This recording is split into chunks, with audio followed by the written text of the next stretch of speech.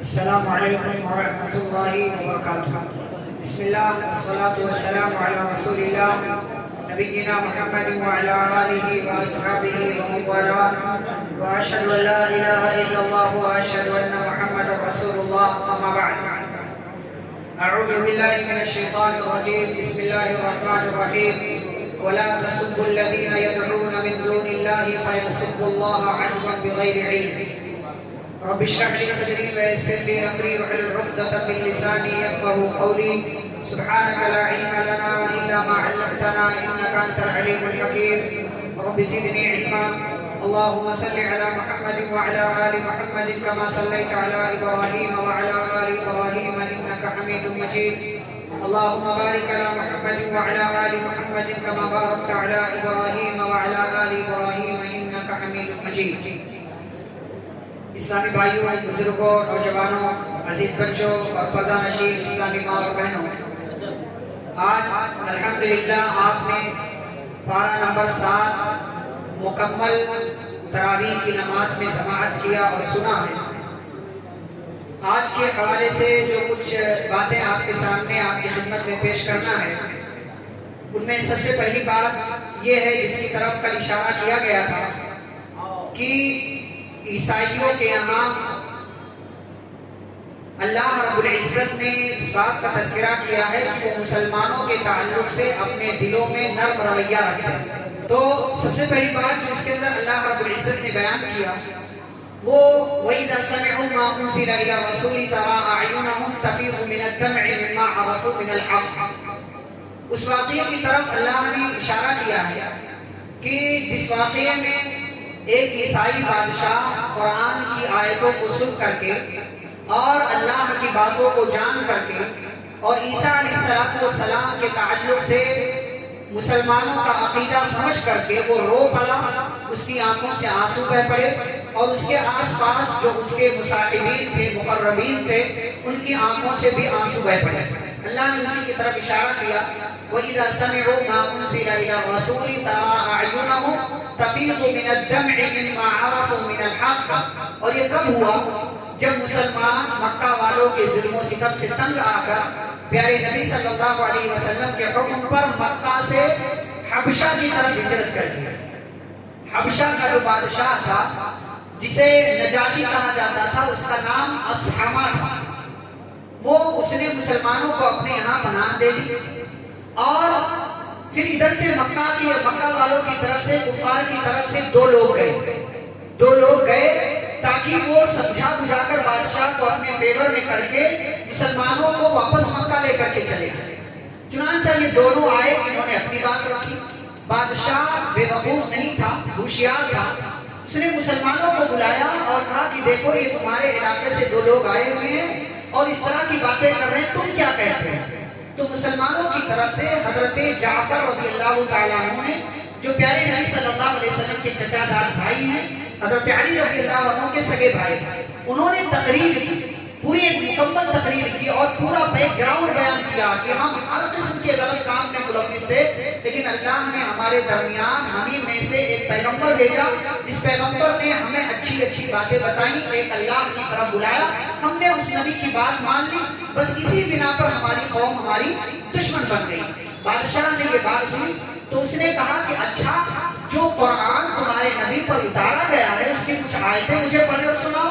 تو حضرت جعفر رضی اللہ تعالیٰ عنہ نے حکمت کے ساتھ سورہ مریم کی آیتیں تلاوت کی، جس کے اندر عیسیٰ علیہ السلام کا تذکرہ ہے۔ مجلس ختم ہوئی، بادشاہ نے کہا میں ان لوگوں کو تمہارے حوالے نہیں کر سکتا۔ دوسرے دن پھر سے ان دونوں میں سے ایک نے بادشاہ کے سامنے آ کر کے ایک اور شوشہ چھوڑا، کہا کہ یہ مسلمان جو ہیں وہ آپ کے پیغمبر عیسیٰ کے تعلق سے ایسی اور ایسی باتیں کہتے ہیں۔ چنانچہ پھر سے بادشاہ نے مسلمانوں کو بلایا اور کہا عیسیٰ کے بارے میں تم کیا کہتے ہو؟ تو عیسیٰ علیہ السلام کے بارے میں جو کچھ قرآن میں تھا وہی ساری باتیں جعفر رضی اللہ تعالیٰ عنہ نے بیان کر دی۔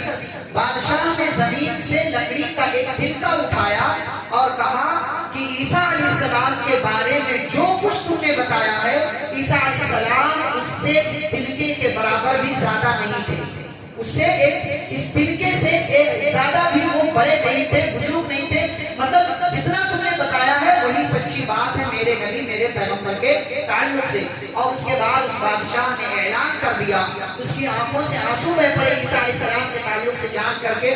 اس کے آس پاس جو لوگ تھے وہ رونے لگے کیونکہ انہیں حق معلوم ہو گیا تھا. اور اس کے بعد بادشاہ نے کہا میں ان لوگوں کو تمہارے ساتھ نہیں کر سکتا, تم لوگ اپنے تحفے جو کچھ لے کر کے آئے ہو واپس مکہ چلے جاؤ. اس طریقے سے مسلمانوں کو ایک سپورٹ ملا حبشہ کے بادشاہ نجاشی کی طرف سے. اس نے مسلمانوں کو پناہ دے دی اور پھر کچھ دنوں کے بعد وہ بادشاہ پیارے نبی صلی اللہ علیہ وسلم کا جب خط ملتا ہے تو وہ مسلمان ہو جاتے ہیں اور اسلام کی حالت میں ان کا انتقال ہوا. ان کے انتقال کی خبر پیارے نبی صلی اللہ علیہ وسلم کو ہوئی تو آپ نے اس بادشاہ کی نماز جنازہ غائبانہ ادا کی کیونکہ وہ پیارے نبی صلی اللہ علیہ وسلم پر ایمان لے. لیکن انہیں صحابی نہیں کہیں گے کیونکہ انہوں نے نبی صلی اللہ علیہ وسلم کو دیکھا نہیں تھا. یہ پہلی بات. دوسری بات, اللہ نے آگے کہا حلال کو حرام مت کرو, حلال کو حرام مت کرو. یعنی اگر کوئی چیز جس کو اللہ نے حلال کیا ہے آپ کو پسند نہیں ہے ایک الگ بات, آپ اس کو مت کھائیے, اس کا استعمال مت کیجیے, لیکن یہ کہنا کہ یہ میرے لیے حرام ہے یہ غلط بات ہے. ایک صحابی تھے, انہوں نے گوشت کو اپنے اوپر حرام کر دیا تو یہ آیت کریمہ نازل ہوئی کیونکہ گوشت جب کھاتے تھے تو ان کے اوپر شہوت کا غلبہ ہو جاتا تھا. تو انہوں نے کہا کہ میں آج سے گوشت اپنے اوپر حرام کرتا ہوں. اللہ کا یا ایھا الذین آمنوا لا تحرموا طیبات ما احل اللہ لکم, جو اللہ نے تمہارے لیے حلال کیا اس کو اپنے اوپر حرام مت کرو, اور جو کچھ اللہ نے حلال چیزیں دی ہیں اس کو کھاؤ, اس کا استعمال کرو. پھر آگے بڑھے تو اللہ نے قسم کا تذکرہ کیا ہے. ہمارے ہاں لوگ بہت ذرا ذرا سی بات پر قسمیں کھا لیتے ہیں, قسم سے اللہ کی قسم یہ, اللہ کی قسم وہ, تو یہ سب یمین لغو ہے. لیکن اگر آپ جان بوجھ کر کے کسی کام کے لیے قسم کھاتے ہیں پوری نیت کے ساتھ قسم کھاتے ہیں کہ اللہ کی قسم میں یہ کام کروں گا, تو اگر وہ اچھا کام ہے, اچھے کام کے لیے آپ نے قسم کھایا ہے تب تو آپ اپنی قسم پوری کریں گے, اپنی قسم پوری کریں گے. لیکن اگر آپ نے بری چیز کے لیے قسم کھایا ہے کہ اللہ کی قسم میں فلانے کو ماروں گا, تو آپ نے غلط چیز کے لیے قسم کھایا ہے, تو اب یہ چیز آپ پوری نہیں کریں گے بلکہ قسم کا کفارہ دیں گے. اچھا اسی طریقے سے اچھی چیز کے لیے آپ نے قسم کھایا تھا لیکن آپ نے اس کو پورا نہیں کیا تب بھی کفارہ دیں گے. کفارہ کیا ہے؟ 10 مسکین کو کھانا کھلانا. فکفارتہ اطعام 10 مساکین, 10 مسکین کو کھانا کھلانا, یا اگر کھانا نہیں کھلا سکتے تو ان کو کپڑے پہنانا, یا کپڑے نہیں پہنا سکتے تو ایک غلام آزاد کرنا. اگر ایک غلام بھی آزاد نہیں کر سکتے تو اللہ کا فمن لم یجد فصیام 3 ایام, تو 3 دن کا روزہ رکھ لے. یہ قسم کا کفارہ ہے. اچھی چیز کی قسم کھائیں گے اس کو پوری کریں گے, اگر پوری نہیں کرتے ہیں تو کفارہ دیں گے. بری چیز کی قسم کھاتے ہیں تو اس کو پورا نہیں کریں گے بلکہ اس کے بدلے میں آپ قسم کا کفارہ دیں گے, اس لیے کہ آپ نے جان بوجھ کر کے پوری نیت کے ساتھ پورے ارادے کے ساتھ ایک کام کے لیے قسم کھایا تھا, اب اس کو آپ کو پورا نہیں کرنا ہے تو اس کے لیے آپ کفارہ دیں. لیکن اللہ نے کہا واحفظوا ایمانکم, اپنی قسموں کی حفاظت کرو, بس معمولی بات پر قسم مت کھایا کرو ورنہ تمہاری قسموں کا بھی کوئی اعتبار نہیں رہ جائے گا. پھر آگے بڑھے تو اللہ رب العزت نے شراب, جوا اور دیگر چیزوں کا تذکرہ کیا, رجس من عمل الشیطان, کہ یہ سب کے سب گندے کام ہیں, لہٰذا ان سے اپنے آپ کو بچاؤ تاکہ تم کامیاب ہو جاؤ. احرام کی حالت میں شکار کرنا منع ہے, اللہ نے اس کا تذکرہ کیا. جب آپ عمرہ کرنے جائیں یا حج کرنے جائیں تو کسی جانور کے ساتھ چھیڑخانی نہیں, عمرے کے حالت میں کسی جانور کے ساتھ چھیڑخانی نہیں, حرم کے علاقے میں کسی کو بھی آپ ماریں گے نہیں, کسی طرح کی کوئی غلط حرکت نہیں کریں گے ورنہ اس کا اثر آپ کے عمرے پر اور آپ کے حج پر پڑے گا. پھر اللہ نے اس بات کا تذکرہ کیا بہت زیادہ سوالات مت کیا, لا یعنی اور زیادہ سوال کرنے سے اپنے آپ کو بچاؤ. ہمارے یہاں دیکھیں ایسے سوالات آتے ہیں کہ عقل حیران ہو جاتی کہ ان کے دماغ میں یہ سوال کہاں سے آتے ہیں. عجیب طرح کے سوالات, اترنگی جس کو اپنی زبان میں کہے, عجیب سوالات پیدا کرتے ہیں. بھائی سوال وہ کیا جاتا ہے جو آپ کی زندگی میں آ چکا ہو یا کسی کے ساتھ ہو چکا ہو. یہ کہ سوال پیدا کرنا, وہ سوال پوچھنا, سوال کا جواب فوراً نہ ملے تو میسج پہ میسج کرنا, کال پر کال کرنا, ابھی تک آپ نے جواب نہیں دیا, کیا کر رہے ہیں آپ کے پاس, آپ کھاؤ کھاتے ہیں, یہ کھاتے ہیں, وہ کھاتے ہیں, یہ سب غلط ہے. زیادہ سوال کرنے سے بچنا چاہیے. جو سوال کریں جواب مل جائے تو اس پر عمل کریں. ہمارے یہاں لوگوں کا مسئلہ یہ ہے کہ سوال کرنے کے بعد جلد بازی بڑی کرتے ہیں، فوراً جواب چاہیے ہوتا ہے. یہ بھی غلط بات ہے. فوراً جواب نہیں، عالم کو جس سے بھی آپ نے سوال کیا اس کو ٹائم دے. اور اگر وہ یہ کہہ دے کہ مجھے نہیں معلوم تو سماج میں ڈھڈورا نہ پیٹیں کہ ارے مولوی صاحب کو تو کچھ آتا ہی نہیں. ڈھڈورا نہ پیٹیں، یہ دین کی بات ہے. یہ کوئی آپ کی تجارت نہیں ہے، یہ کوئی آپ کے دکان کی پلاسٹک نہیں ہے کہ یہ نمبر 1 ہے، یہ نمبر 2 ہے، یہ فلانے یہ ڈھمکانے ہیں. یہ دین کی بات ہے. یہاں عالم نے اپنی طرف سے کوئی بات کر دی تو اللہ گرفت کر لے گا، پکڑ لے گا. تو یہ نہ کہ سماج میں جا کر کے کہ ہاں مولوی صاحب کو کچھ نہیں آتا کیا کر لے گا، پھر یہ ذمہ داروں کے پاس چلے جائیں. غلط بات. عالم کو ٹائم دیجیے، عالم پڑھے گا، مطالعہ کرے گا، دوسروں سے پوچھے گا، اپنے بڑے عالموں سے جانکاری لے گا، اس کے بعد پھر آپ کو مسئلہ بتائے گا. وقت دیجیے عالم کو، کیونکہ یہ شریعت کی بات ہے، شریعت میں منمانی نہیں چلا سکتی ہے. پھر آگے بڑھے تو اللہ نے وصیت کا تذکرہ کیا ہے کہ آپ سفر پر نکلیں، آپ کہیں بھی جائیں اپنی وصیت کو لکھ کر کے رکھیں. ہمارے یہاں وصیت کے تعلق سے بھی بہت زیادہ کوتاہی ہے. وصیت لکھ کر کے رکھا کریں کہ دیکھیں یہ میرا مال ہے، اتنا مال ہے، اتنا مال ہے، یہ دکان میں اتنا، بینک میں اتنا، یہ اور اتنا وہ. اسی طریقے سے میں مر جاؤں گا تو مجھے فلاں قبرستان میں دفن کیا جائے. میں مر جاؤں گا میری نماز جنازہ فلاں صاحب پڑھائیں گے. میں مر جاؤں گا فلاں یہ کام کریں گے، مجھے قبر میں فلاں اور فلاں اتاریں گے. وصیت ہمارے ہاں لکھی ہونی چاہیے. صحابہ کرام انتقال سے پہلے وصیت کر کے جاتے تھے، اور وصیت کی اتنی اہمیت ہے کہ پیارے نبی صلی اللہ علیہ وسلم نے فرمایا جہاں کہیں بھی تم جاؤ، ایک رات بھی کہیں گزار رہے ہو تو تمہاری وصیت تمہارے پاس لکھی ہوئی ہونی چاہیے.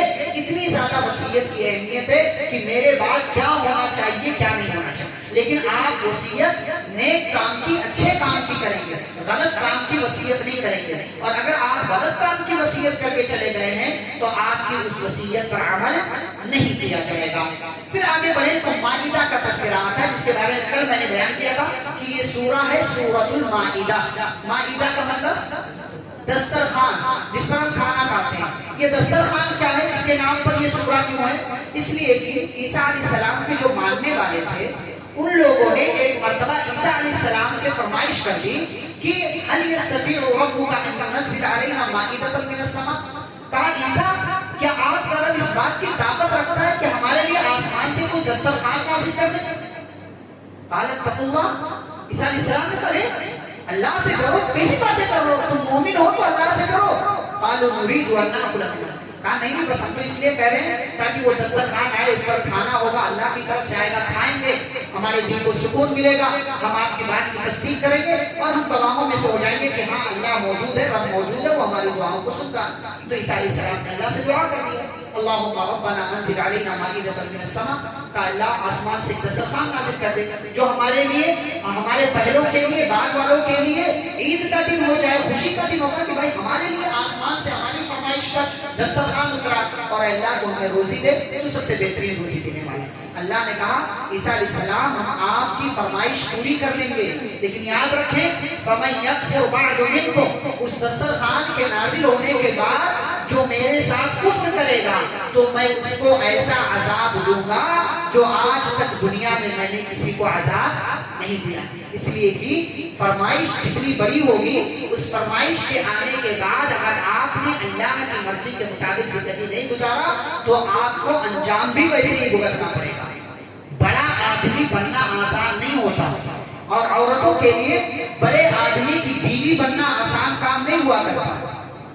بڑے آدمی کے گھر میں رہنا کوئی آسان کام نہیں ہے. آپ کو بہت آپ کی ذمہ داریاں بڑھ جاتی ہیں. جو جتنا بڑا ذمہ دار ہوگا اس کو اتنی ہی زیادہ اللہ کے یہاں سوالوں کے جوابات بھی دیں گے. بڑا آدمی بننا، آج ہمارے اندر کی ذمہ داری کے پیچھے لوگ بھاگ رہے ہیں، مجھے فلانے پوسٹ چاہیے، فلانے چاہیے، فلانے چاہیے. بڑا آدمی بن جانا کمال نہیں ہے. بڑا آدمی بن جانے کے بعد اگر آپ کو ذمہ داریاں ادا نہیں کرنے تو ویسے ہی آپ کو سزا بھی ملنے والی ہے اللہ کی. لیکن اس چیز کو ہم سمجھتے نہیں. بھائی ہم پردھان بنیں گے تو کیا کریں گے؟ پیسہ کھائیں گے. آپ کو پورے گاؤں کی دیکھ بھال کرنا ہے. اگر آپ پیسہ کھاتے ہیں تو پورے گاؤں کی طرف سے اللہ آپ سے سوال کرے گا کتنا خیال رکھا آپ نے جن کے آپ ذمہ دار تھا. بڑا آدمی بننا لوگوں نے آسان سمجھ لیا. چلو کوئی بھی الیکشن میں کھڑے ہو جاؤ، کوئی بھی ایرا نتو خیرا جس کو کچھ پتہ ہی نہیں، لکھنا نہیں آتا، جس کو کچھ نہیں آتا وہ بھی کھڑا ہو جائے اور بعد میں گاؤں والوں کی مصیبت بن جاتا ہے. تو یہ بڑا آدمی بننا آسان نہیں ہے. آپ کوئی ذمہ داری اگر اٹھا، پہلے تو ذمہ داری اٹھانا نہیں چاہیے. اگر آپ اس کے اہل ہیں، اس ذمہ داری کو اٹھا رہے ہیں، تو اس ذمہ داری کو آپ پوری کریں، کیونکہ شریعت اسلامیہ آپ سے یہی تقاضا کرتی ہے. اور اس کے بعد اس سورہ کے آخر میں اللہ کا سوال ہے عیسیٰ علیہ السلام کے تعلق سے. اللہ قیامت کے دن عیسیٰ علیہ السلام سے پوچھیں گے. آج بہت سارے لوگ عیسیٰ علیہ السلام کو اللہ کا بیٹا کہتے ہیں، عیسیٰ علیہ السلام کو اللہ کہتے ہیں، رب کہتے ہیں، معبود کہتے ہیں. اللہ عیسیٰ علیہ السلام کو بلائیں گے، پوچھیں گے اے عیسیٰ، کیا آپ نے اپنے ماننے والوں سے یہ کہا تھا کہ مجھے اور میری ماں کو اللہ کے سوا معبود بنا لو؟ کیا آپ نے اپنے ماننے والوں سے کہا تھا کہ آپ کے آنے کے بعد آپ کے ماننے والے آپ کو معبود سمجھ رہے تھے؟ تو عیسیٰ علیہ السلام کو سبحانک ما یکون لی ان اقول ما لیس لی بحق، کہیں گے اللہ تیری ذات پاک ہے، میں وہ بات کیسے کہہ سکتا ہوں جس کا مجھے حق ہی نہیں ہے، جس کی اتھارٹی میرے پاس نہیں ہے، میں وہ کام کیسے کر سکتا ہوں؟ پھر کہا کہ اللہ اگر میں نے اس کو کہا ہے یہ بات، اگر میں نے اپنے ماننے والوں سے کہہ رکھی تھی تو اللہ میرے دل کی بات جانتا ہے، لیکن تیرے دل میں تیرے نفس میں کیا ہے میں اس کو نہیں جانتا. انک انت علام الغیوب، تو غیب کا جاننے والا. پھر کہیں گے عیسیٰ علیہ السلام ما قلت لهم الا ما امرتنی به، کہ اللہ میں نے ان سے صرف اتنا ہی کہا تھا جتنا تو نے مجھے حکم دیا کہ اے میرے ماننے والوں تم اللہ کی عبادت کرو جو میرا اور تمہارا رب ہے. اور میں گواہ ہوں کہ جب تک میں دنیا میں زندہ رہا میں نے اپنے ماننے والوں سے یہی کہا، میرے ماننے والے ایسا ہی کرتے رہے. فلما توفیتنی، لیکن جب میرا انتقال ہو گیا اس کے بعد کا ذمہ دار تو تو ہے اللہ، وانت علی کل شیء شہید، اور اے اللہ تو ہر چیز پر گواہ. پھر عیسیٰ علیہ السلام کیا کہیں گے جانتے ہیں؟ اس میں ہمارے لیے بڑا سبق ہے. یہ ذمہ دار آدمی ہوتا ہے، ان تعذبهم فانهم عبادك، کہیں گے اللہ اگر تو ان کو عذاب دے گا تو یہ تیرے ہی بندے ہیں، یہ تیرے ہی بندے. جیسے دنیا میں کیا ہوتا ہے، ارے کیا کرنے ماریں گے، آپ ہی کا تو بیٹا ہے، غلطی کر دیا. تو اے اللہ اگر آپ ان کو سزا دیں گے تو یہ آپ ہی کے بندے ہیں. وَإِن تَغْفِرْ لَهُمْ، اور اے اللہ اگر تو نے معاف کر دیا تو تیری ذات میں کوئی کمی نہیں ہونے والی. فَإِنَّكَ أَنْتَ الْعَزِيزُ الْحَكِيمُ، تو غالب ہے، تو حکمت والا ہے، تو جو چاہے کر سکتا ہے. یہ عیسیٰ علیہ السلام سفارش کریں گے اپنے ماننے والوں کی طرف سے. یہاں پر سورۃ المائدہ ختم ہوتی ہے. اب اس کے بعد سورۃ الانعام کی طرف بڑھیں. انعام کا مطلب ہوتا ہے چوپائے، جانور، بکری، بکرا، اونٹ، اونٹنی، گائے، بیل، یہ سارے جانور الانعام کہا جاتا ہے، چوپائے. ان کا تذکرہ ہے اس سورہ میں، جس کا جو تذکرہ انشاءاللہ پارہ نمبر 8 میں آئے گا، وہاں پر اللہ نے ذکر کیا ہے. اس کی ابتدا میں آیت نمبر 1 سے لے کر آیت نمبر 18 تک اللہ نے اپنی قدرت کی بہت ساری نشانیاں بتائی. اللہ آسمان و زمین کا پیدا کرنے والا، انسانوں کو مٹی سے پیدا کرنے والا، وہ اللہ اپنے علم کے اعتبار سے آسمانوں میں ہے، زمینوں میں ہے، وہ ظاہر بھی جانتا ہے، حاضر بھی جانتا ہے. اور اسی طریقے سے وہ اللہ، اس نے بہت ساری نشانیاں تمہارے لیے بنائی. اس اللہ نے سورج بنایا، چاند بنایا، ستارے بنائے. اس اللہ نے فرشتوں کو بنایا. اس اللہ نے ساری کائنات کو پیدا کیا. اس اللہ نے جو کچھ رات اور دن کا سسٹم ہے وہ ساری چیزیں پیدا کرنے والا. اور اگر اللہ تمہارے ساتھ نقصان کرنا چاہے تو کوئی اس کو دور نہیں کر سکتا، اور اگر اللہ تمہارے ساتھ بھلائی کرنا چاہے تو وہ ہر چیز پر قادر ہے، اور وہ اپنے بندوں پر غالب ہے، وہ حکمت والا ہے، وہ خبر رکھنے والا ہے. پھر آگے اللہ رب العزت نے انبیاء اور رسولوں کی بعثت کا مقصد بیان کیا کہ انبیاء اور رسولوں کو ہم نے کیوں بھیجا، تاکہ وہ لوگوں کو جنت کی بشارت دیں اور جہنم سے ڈرائیں. یعنی اللہ نے رسولوں کو ان دو مقصد کے تحت بھیجا. اللہ کی عبادت کرو گے تو جنت کی خوشخبری ہے، اللہ کی عبادت کو ترک کرو گے تو جہنم تمہارا انتظار کر رہی ہے. ان دو مقصد کے تحت اللہ نے پیغمبروں کو بھیجا. پھر آگے بڑھے تو اللہ نے تقریباً 7-8 آیتوں میں پھر سے اپنی تعریف ذکر کی. اس پارے کو اگر آپ کہہ سکتے ہیں تو اس پارے کے اندر زیادہ تر اللہ کی توحید کا تذکرہ ہے. اس پارے کے اندر زیادہ تر اللہ کی توحید کا تذکرہ ہے. کہیں اللہ شرک کے تعلق سے بات بیان کر رہا ہے، اور کہیں اپنے بارے میں یہ بتا رہا ہے کہ اللہ کیا کیا کر سکتا ہے اور کیا کرنے والا ہے. تو یہاں پر ایک چیز میں مینشن کر کے آگے بڑھوں گا. ایک چیز اللہ نے کیا کہا جانتے ہیں؟ اللہ کی پاور، اللہ کی قدرت. اس پوری کائنات میں کتنے پیڑ پودے ہیں ہم اور آپ گننا چاہیں گن نہیں سکتے. اتنے پیڑ، اتنے پودے، اتنے زیادہ جھاڑ جھنکار، اتنے زیادہ پہاڑوں پر، زمینوں میں جہاں دیکھتے ان تمام جھاڑ پودوں پیڑ میں سے کوئی ایک پتا بھی کہیں ملتا ہے الا یعلمها، اس کو اللہ جانتا ہے. یہ اللہ کی قدرت ہے، یہ اللہ کا پاور ہے. ایک پتا بھی پوری کائنات میں کہیں بھی گر رہا ہو، رات میں، دن میں، پہاڑ میں، زمین پر، جہاں کہیں بھی گر رہا ہو، اللہ کو اس کی خبر ہے. مزید وَلَا حَبَّةٍ فِي ظُلُمَاتِ الْأَرْضِ، کسان پوری دنیا میں کھیتی کرتے ہیں، کون سا کسان کون سا دانہ زمین کی کون سی تہ میں ڈال رہا ہے، ہر دانے کے بارے میں اللہ کو خبر ہوتی ہے. اور ہم اور آپ کو اللہ کی خبر نہیں ہے کہ اللہ ہمارا کون ہے، ہمارا رب کون ہے، کیا کر سکتا ہے. اللہ کی پہچان کریں کیسے؟ جیسے ابراہیم علیہ السلام نے اللہ کی پہچان کی، ایسے کہ ستارے کو دیکھا، کہا یہ میرا رب ہے. ڈوب گیا، کہا میں ڈوبنے والوں کو پسند نہیں کرتا. چاند نکلا، کہا یہ میرا رب ہے، وہ بھی ڈوب گیا. تو کہا کہ اگر میرے رب نے مجھے ہدایت نہیں دی تو میں گمراہوں میں سے ہو جاؤں گا. سورج نکلا تو کہا یہ میرا رب ہے، یہ سب سے بڑا ہے. لیکن شام ہوئی اور رات کا اندھیرا آیا، رات کے اندھیرے نے سورج کی روشنی کو ختم کر دیا. تو کہا یا قومی انی بریء مما تشرکون، اے میری قوم کے لوگوں، جو کچھ تم کرتے ہو ان تمام چیزوں سے بری ہوں. پھر کیا کہا؟ انی وجہت وجہی للذی فطر السماوات والارض حنیفا وما انا من المشرکین، میں اپنا چہرہ اس ذات کی طرف کرتا ہوں جس نے آسمان و زمین کو پیدا کیا، اور میں اس کے ساتھ شرک کرنے والا نہیں ہوں. اس طریقے سے ہمیں اللہ کی پہچان کرنا چاہیے. وفی کل شیء لہ آیۃ تدل علی انہ واحد، کائنات کی تمام چیزوں میں غور کریں، ہر چیز یہ پکار کر کہتی ہے کہ اس کا کوئی بنانے والا ہے، اور وہ چیز یہ بتاتی ہے کہ رب کائنات ایک ہے، وہی اس کائنات کا پیدا کرنے والا ہے. تسبح لہ من فی السماوات والارض، آسمان و زمین کی کائنات کی ساری چیزیں اسی کی تسبیح بیان کرتی ہیں. اور کائنات کا ذرہ ذرہ یہ اللہ رب العزت کی توحید کے گن گاتا ہے. اور پھر اسی سے متعلق اللہ نے ایک بات بیان کی، 18 نبیوں کا تذکرہ کیا.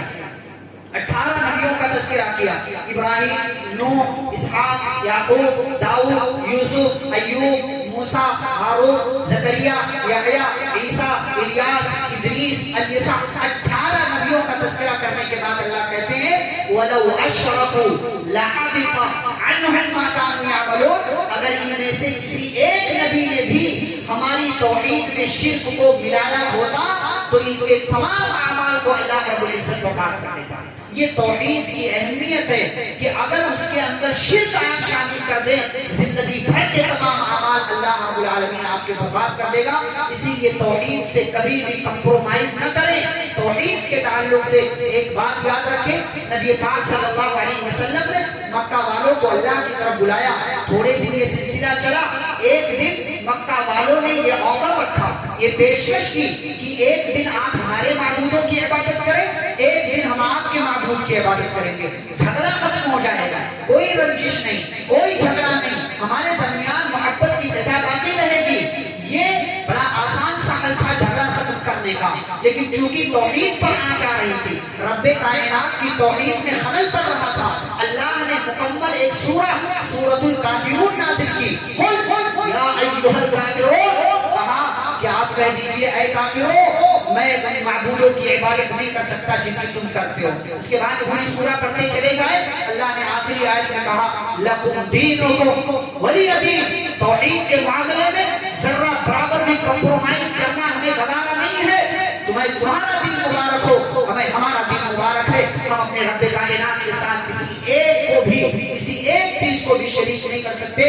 یہ توحید کی اہمیت ہے. شرک سے اپنے ایمان کو، اپنے توحید کو آلودہ اور برباد مت کیا کرو. پھر بات آگے بڑھی تو اللہ نے پھر سے اپنی معرفت ذکر کی ہے کہ اللہ کون ہے. اللہ دانوں کو اور بہت ساری چیزوں کا پیدا کرنے والا، ایک ایک چیز کا اللہ نے نام دیا.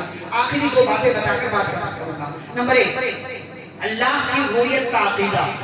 بہت سارے ہمارے بھائی یہ سمجھتے ہیں کہ پیارے نبی صلی اللہ علیہ وسلم جب معراج کے سفر میں گئے تو آپ نے اللہ کو دیکھا تھا. یہ غلط عقیدہ ہے. نبی صلی اللہ علیہ وسلم نے معراج کے سفر میں اللہ کا دیدار نہیں کیا. بہت قریب گئے لیکن بیچ میں پردہ تھا، آڑ تھا، رکاوٹ تھی. اللہ کو آپ نے نہیں دیکھا. اس سے پہلے موسیٰ علیہ السلام اللہ سے فرمائش کر چکے تھے. جب طور نامی پہاڑ پر گئے تھے تو کہا اے اللہ تو دکھا دے، ربی ارنی، اے اللہ تو مجھے دکھا دے، اپنا دیدار کرا دے. اللہ نے کہا موسیٰ یہ کون سی فرمائش ہے؟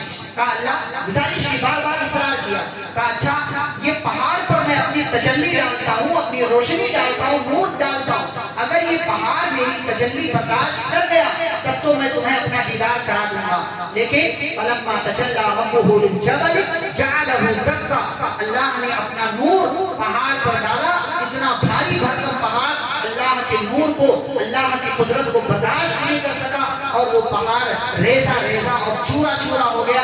موسیٰ علیہ السلام بے ہوش ہو کر گر پڑے اور جب ہوش میں آئے تو کہنے لگے سبحانک انی تبت الیک وانا اول المؤمنین، اے اللہ تیری ذات پاک ہے، میں توبہ کرتا ہوں کہ میں نے کوئی غلط فرمائش کر دی تھی، اے اللہ میں مسلمانوں میں سے۔ اس کائنات میں کسی نے بھی اللہ کو نہیں دیکھا، فرشتوں نے بھی اللہ کو نہیں دیکھا، کسی نے بھی نہیں دیکھا، لیکن انشاءاللہ کل جب ہم اور آپ جنت میں جائیں گے تو اپنی کھلی آنکھوں سے اپنے اس رب کا دیدار کریں گے جس کو بغیر دیکھے اس دنیا کے اندر آج ہم عبادت کر رہے ہیں، جس کی بغیر دیکھے ہم اس دنیا کے اندر عبادت کرتے ہیں، اس رب کا ہم دیدار کریں گے، اور جنت سے بڑی نعمت یہ ہوگی کہ ہمیں اللہ کا دیدار نصیب ہو جائے گا۔ پیارے نبی صلی اللہ علیہ وسلم نے فرمایا جیسے تم سورج کو دیکھتے ہو اور اس کے دیکھنے میں تمہیں کوئی شک نہیں ہوتا کہ ہاں سورج نکلا ہے، ایسے ہی تم اپنے رب کا دیدار کرو گے۔ تو یہ رؤیت کا اللہ کو دیکھنے کا عقیدہ ہے کہ اس دنیا میں کسی نے نہیں دیکھا، لیکن جنت میں چلے جائیں گے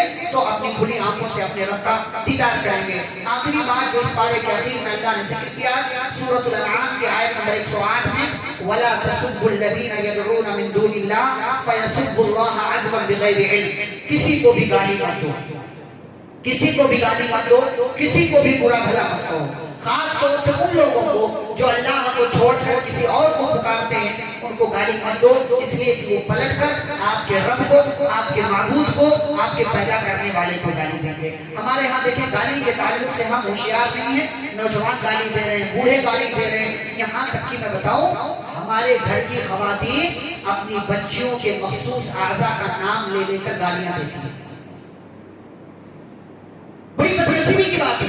ہمارے اپنے گھروں میں گھر کی خواتین بچیوں کے مخصوص اعضاء کا نام لے کر گالیاں دیتی ہیں اور اس کو ہوشیاری سمجھتے بڑا کمال کرتا ہے۔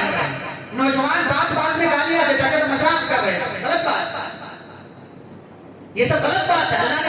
اللہ نے پتہ مرغے کو گالی دینے سے منع کیا، تیز ہوا چل رہی ہے اس کو گالی دینے سے منع کیا، اسی طریقے سے بیماری کو گالی دینے سے منع کیا، یہاں تک کہ شیطان کو بھی گالی دینے سے منع کیا۔ جب شیطان کو گالی دینا منع ہے تو انسان کو گالی کیسے دی جا سکتی؟ وہ انسان بھی جو آپ کا بچہ ہے، جو آپ کی بچی ہے۔ گالی کے تعلق سے اپنے گھروں میں ماحول جو بنا ہوا ہے اس کو ٹھیک کریں، اپنے بچوں کی بولیاں، اپنے بچوں کی زبانیں، اپنے بچوں کے الفاظ چیک کریں، بچوں کی اچھی تربیت کریں۔ یہ تربیت انشاءاللہ دنیا میں بھی ہمارے کام آئے گی، آخرت میں بھی کام آئے گی۔ رب العالمین سے دعا ہے کہ اللہ ہم سبھی کو قرآن حدیث کی تعلیمات کو پڑھنے سمجھنے ان پر عمل کرنے کی توفیق عطا فرمائے، آمین۔ صلی اللہ علیہ نبی کریم۔ ربنا تقبل منا انك انت السميع العليم، سبحانك اللهم وبحمدك اشهد ان لا اله الا انت استغفرك واتوب اليك۔ السلام علیکم ورحمۃ اللہ وبرکاتہ۔